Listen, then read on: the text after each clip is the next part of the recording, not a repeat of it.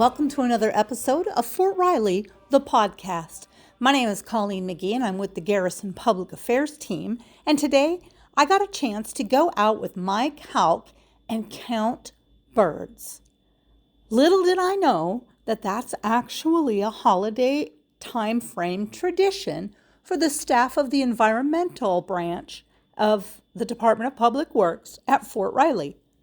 This kind of all started with the Christmas bird counts. The Audubon Society has been doing this for almost 125 years. Wow. Of Christmas bird counts that they do, and they do that each year, and they set it up. It's nationwide. So, and we picked up on it, and there's a Kansas Ornithological Society, and it's kind of a neat group because it's professionals, scientists, but yet there's birders, there's a lot of civilians mixed in there, and they've picked up on that, and they have their Christmas bird counts here in Kansas, and so I think there's probably between 30 or 40 statewide, and so they usually have a date mid-December through mid-January for the bird counts. So you'll hear Christmas bird count or winter bird counts. Kind of the same thing. KOS, the Kansas Ornithological Society, I'm not sure how many years they've been doing it, but it's probably been 50 years or so that they've been doing it. So how long have we been doing this at Fort Riley? So we've been doing it over 20 years. So we've been doing it for a while. So when we do this, it's a fun day for us because we're going out and we're birding. We split up into groups, and you're recording your time in the field, your miles, by whether it's by foot or by vehicle, because you get a lot of guys will get windshield time in where they're just driving around, Sure. Especially up north, covering a lot of miles, and then we calculate all that in at the end, and then how many birds we're looking for, different bird species and the numbers that we're picking up. And in the wintertime, we have resident birds that stay here all winter long. And then we have a lot of migrants coming in from the north, too, that we'll pick up on, see what birds we're seeing that come in from, whether it's the up north in the Dakotas or several that come down from Canada.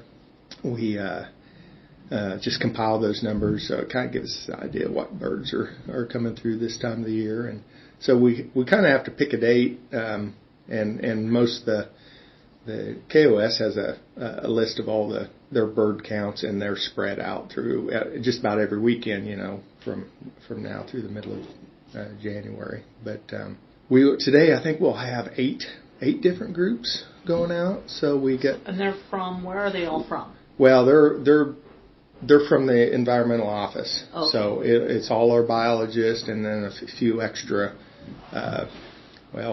I think even the supervisor's going out for a little while and helping out. So mainly, now we will get volunteers, come in every once in a while from the outside, usually from members of the KOS. And we get a few volunteers from upstairs in the compliance section. When some of the people go, they'll take their spouse or something with them, and so we do get a couple of volunteers that way. It's not quite like the herpetological survey where we invite a whole bunch of people in. We might do that one of these times, but it's always hard with birds, because a lot of times birds are just hard to identify especially when they're moving around so much. Because I bet there's sometimes when I'm out, I might only identify 50% of when you have hundreds of sparrows out in front of you, and there's several different species, and they're not stopping for you to give you a good view. Yeah, you're like, I can't. You're not counting those because you're not identifying them. But yeah, we get a lot of species that look similar. So on average, when you do this, knowing that you can't identify them all, mm-hmm. How many different species are here in the winter? There's a lot. Anywhere from 40 to 70 different species. Wow. I would say on on average. So one of the reasons I was really interested in this is we've been having some mild days. So the idea of getting families outside to go do stuff, if they, knowing that there's this variety out there waiting to be seen. Mm-hmm. Yeah, and it's kind of fun because you'll get out there and sometimes you can go quite a while without seeing any birds. They tend to be grouped up a lot of times. Like there'll be certain areas where they're like if they've been roosting overnight, and then they'll move to areas where they're feeding and stuff. Areas around if there's open water, especially when it's really cold, everything's frozen up. I tend to go to where there's springs and stuff, where there's any open water. The river sometimes if it's open, because those birds will congregate around that open water at certain times of the day, and it's kind of neat because then you're sitting there and you could sit there for an hour and get so many different species. The other good thing about having all the groups we have is we can spread out across the entire installation and cover all the different habitat types too, is what we want to do. Like we're going to be down along the river, so we're primarily, we're going to pick up bald eagles, waterfowl species that are on the river. There may be a shorebird. The shorebirds are usually gone by now, but if it's been mild enough, sometimes there's some stragglers that are still hanging around. We might pick up some killdeer that are still hanging around on the sandbars or something. There's other people that are going to be in more heavily wooded areas. We're going to be in heavily wooded, of course, with the riparian area along the river, picking up a lot of woodpecker species. I'm hoping today we see we have a lot of woodpecker species, but the pileated woodpecker is something that people aren't familiar with, and they're a big woodpecker, and they're becoming more and more common. Their populations are spreading. It's almost the size of a crow. It's a pretty good sized woodpecker. When you see them flying, it's pretty impressive. They look like a little pterodactyl flying around.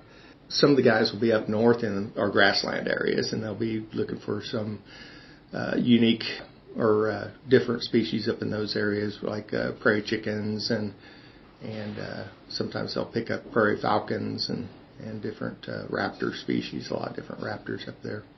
We compile this, and then we actually share that information too with the Audubon. We usually send our results into the Audubon so they could use that in there, and also the KOS. So there you have it. Make a new family tradition and go out and help count birds. You can look at the Kansas Ornithological Society webpage to find out where and when their bird counts are, or you and your family could just go out and see how many different species you can identify.